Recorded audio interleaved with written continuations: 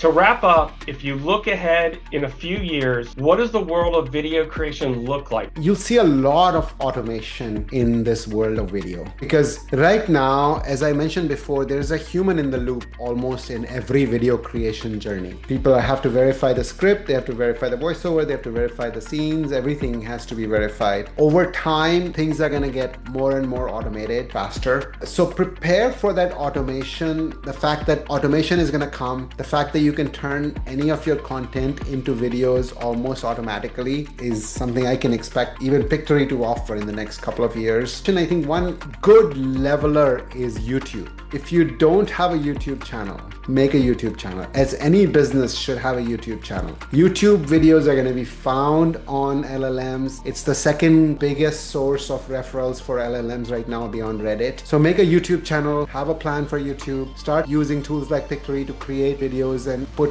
content on YouTube. Repurpose your blogs, repurpose any existing content that you have and start making YouTube videos. And over time, it's just going to get faster and faster. That automation is going to happen.